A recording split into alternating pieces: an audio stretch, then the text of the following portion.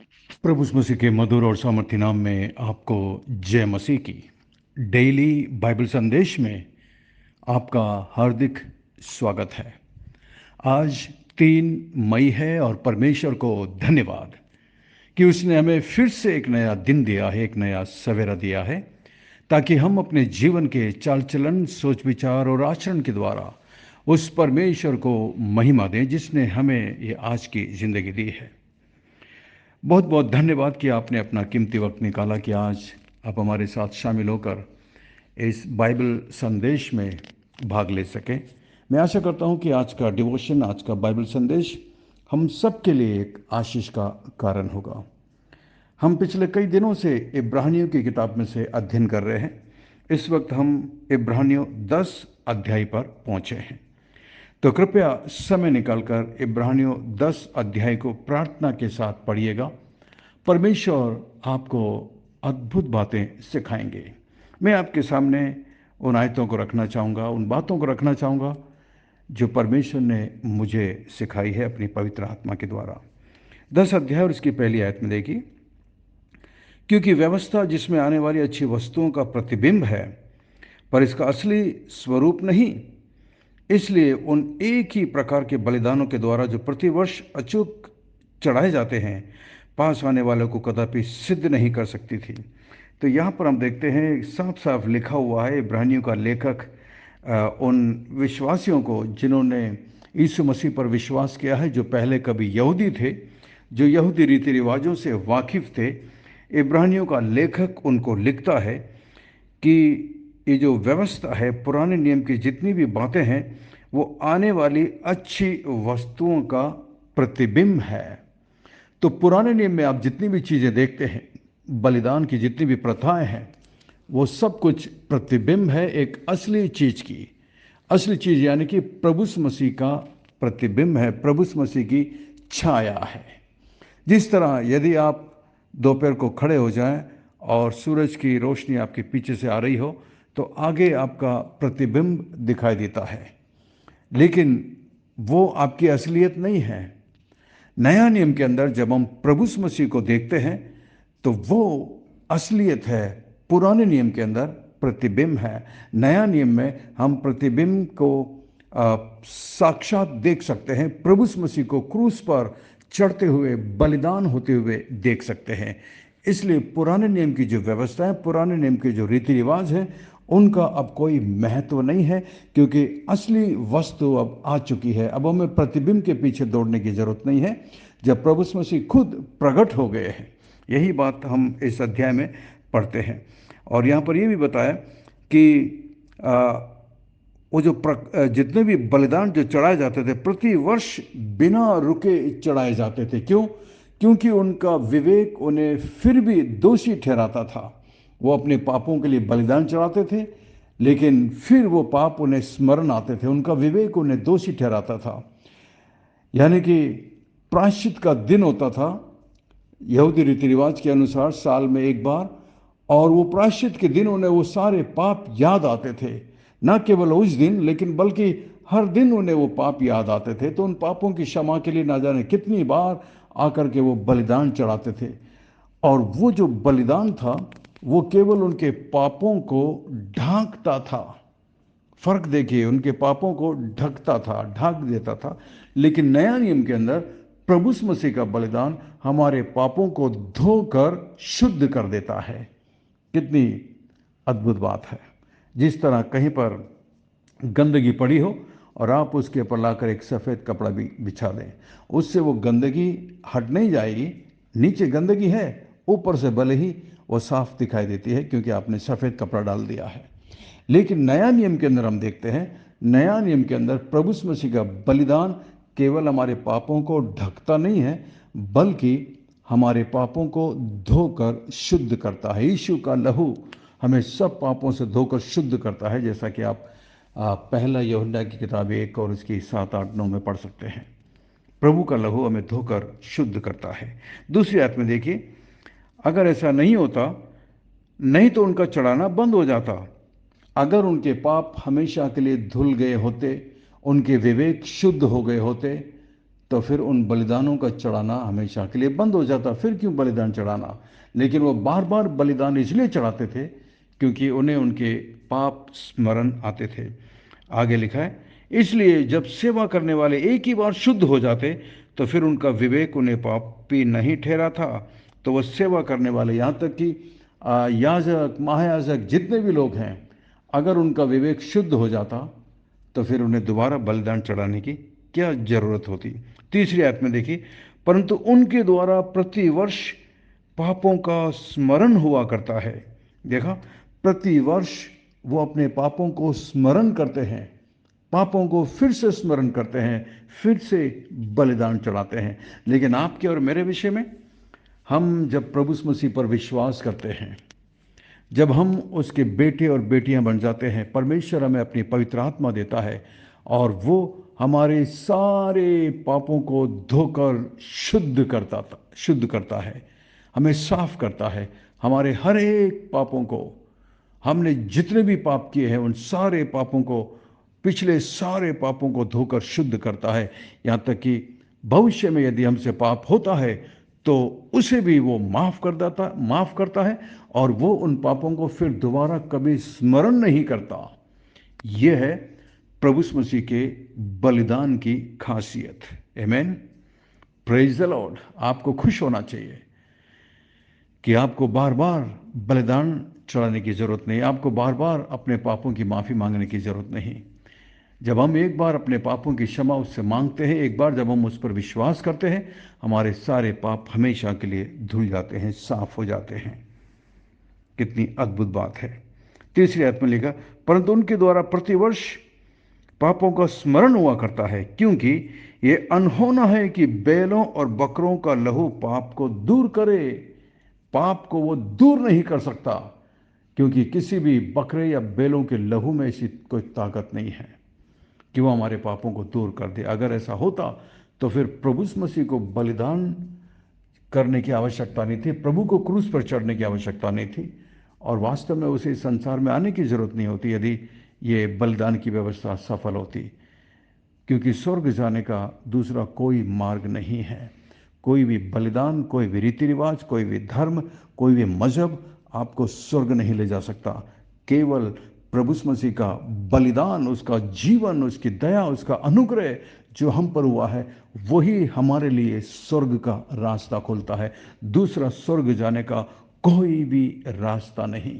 इसीलिए प्रभु मसीह ने कहा, मैं ही मार्ग हूं, सत्य हूं, जीवन हूं। केवल एक मार्ग है, एक सत्य है, एक जीवन है, और वो है प्रभु मसीह। और उसने कहा, बिना मेरे द्वारा कोई भी पिता के पास नहीं जा सकता।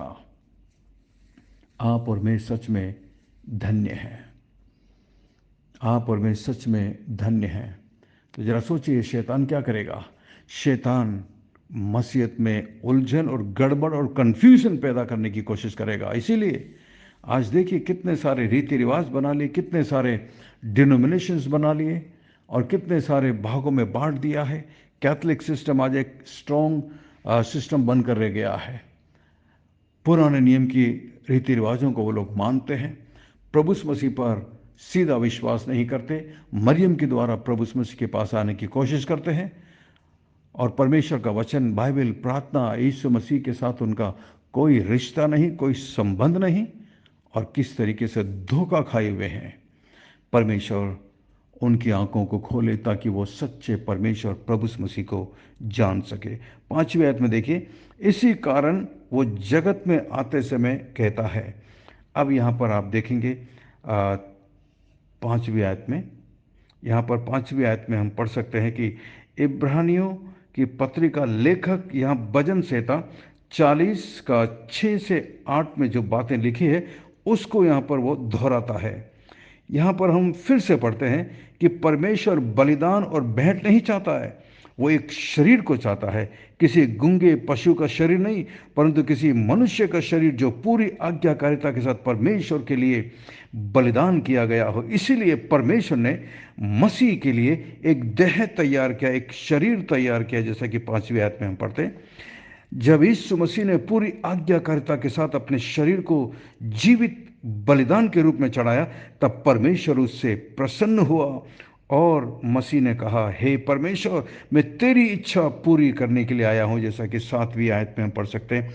लिखा, तब मैंने कहा, देख मैं आ गया हूँ, पवित्र शास्त्र में मेरे विषय में लिखा हुआ, ताकि हे परमेश्वर तेरी इच्छा पूरी करूँ। मसीह की आज्ञाकारिता ये थी कि उसने वही किया जिससे परमेश्वर सबसे अधिक प्रसन्न होता, खुश होता है। पुराने और नया नियम के भविष्यद्वक्ता शमूएल ने कहा, शमूएल ने क्या कहा है? क्या यहोवा, पुराने नियम के भविष्यद्वक्ता शमूएल ने कहा है कि यहोवा होम बलियों और मेल बलियों से उतना प्रसन्न होता है जितना कि अपनी बात के माने जाने से प्रसन्न होता है। सुन, मानना तो बलिदान चढ़ाने से और कान लगाना मेढ़ों की चर्बी से भी उत्तम है। पहला शमूएल 15 और उसकी 22 में आप पढ़ सकते हैं। तो यहाँ पर हम एक तरीके से देख सकते हैं, प्रभु मसीह बातचीत कर रहे हैं। इस इंसान बनने से पहले स्वर्ग की बातचीत है। इसी कारण वो जगत में आते समय कहता है, देखा, जगत में आने से पहले प्रभु मसीह स्वर्ग में क्या कहते हैं, उसे हम यहाँ पर पढ़ सकते हैं। प्रभु मसीह इस संसार के अंदर परमेश्वर की इच्छा पूरी करने के लिए आए, और वो इच्छा थी कि वो संसार के सभी पापी मनुष्य जातियों के लिए स्वेच्छा से अपने आप को बलि करे। इसीलिए प्रभु मसीह संसार के अंदर आए थे। ताज्जुब होता है, कई बार कुछ लोग बोलते हैं, अरे प्रभु मसीह को लोगों ने क्रूस पे चढ़ा दिया, वो अपने आप को बचा नहीं पाए, वगैरह वगैरह। ताज्जुब होता है मुझे सुन करके कि वो कैसे अज्ञानी हैं। वास्तव में प्रभु मसीह संसार के अंदर अपने आप को बलिदान चढ़ाने के लिए आए थे। उसके पीछे कारण ये था ताकि आपका और मेरा उद्धार हो सके, क्योंकि इसके अलावा कोई दूसरा रास्ता नहीं था। पुराने नियम में जो बलिदान चढ़ाए जाते थे वो केवल आने वाले उस उत्तम बलिदान की केवल एक छाया मात्र थी। लेकिन जब प्रभु मसीह क्रूस पर बलिदान हुए, उसके बाद हर एक प्रकार की बलिदान की व्यवस्था खत्म हो गई। आज हमें बलिदान चढ़ाने की जरूरत नहीं है। आज हमें परमेश्वर को घी या लड्डू या पेड़े या मिठाई देने की जरूरत नहीं है, क्योंकि परमेश्वर इनसे प्रसन्न नहीं होता है। ये सारी चीज़ें तो उसकी है। आप क्या देंगे परमेश्वर को? जैसा कि अन्य जातियों में लोग करते हैं, वो सोचते हैं परमेश्वर को थोड़ा सा घी देने से या थोड़ा लड्डू देने से परमेश्वर खुश हो जाएंगे। कभी भी नहीं। परमेश्वर खुश होता है जब आप उसकी आज्ञा का पालन करते हैं। परमेश्वर खुश होता है जब आप उसके पुत्र यीशु मसीह के बलिदान पर विश्वास करके अपने पापों की क्षमा पाते हैं। तब परमेश्वर प्रसन्न होता है। जरा सोचिए और विचार करिए, क्या आपने यीशु मसीह के बलिदान पर विश्वास किया है? क्या आपने उससे अपने पापों की क्षमा मांगी है? उद्धार पाने के लिए क्या आपने प्रभु मसीह को ही अपना एकमात्र मार्ग करके चुना है, या आपको लगता है कोई दूसरा भी मार्ग है? तो जरा सोचिए और विचार करिए और परमेश्वर पिता को धन्यवाद दीजिए प्रभु मसीह के बलिदान के लिए। आइए हम प्रार्थना करें। स्वर्ग में विराजमान जीवित और जिंदा परमेश्वर, अनुग्रहकारी दयालु पिता, विलंब से कोप करने वाले अति करुणा में परमेश्वर, धन्यवाद। धन्यवाद आज के अद्भुत दिन के लिए धन्यवाद प्रभु। आपके पवित्र वचन के लिए धन्यवाद। पवित्र आत्मा धन्यवाद। हमें अपने वचन की गहराई को सरल तरीके से समझाने के लिए धन्यवाद प्रभु। धन्यवाद यीशु मसीह, हमारे लिए आप बलिदान हुए। धन्यवाद।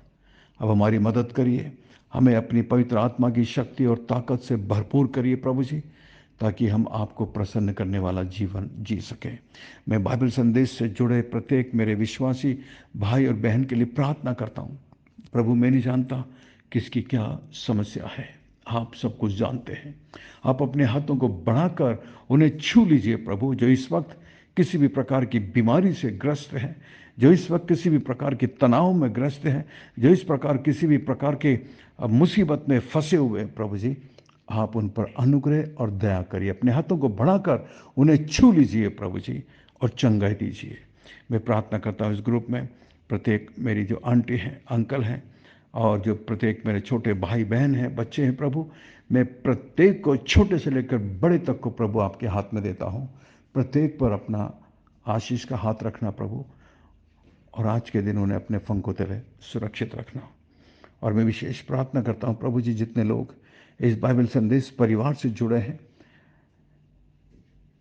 जो इस सेवकाई को सपोर्ट करते हैं प्रभु जी, उन्हें आप अपने वचन मलाकी 3:10 के अनुसार आशीषित करना। धन्यवाद, धन्यवाद प्रभु, धन्यवाद हमारी विनती प्रार्थना को सुनकर जवाब देने के लिए धन्यवाद। सब कुछ यीशु मसीह के मीठे महापवित्र नाम से मांगते हैं, आमीन, आमीन। मैं आशा करता हूँ आज के संदेश के द्वारा परमेश्वर ने आपके दिलों से बातचीत की है।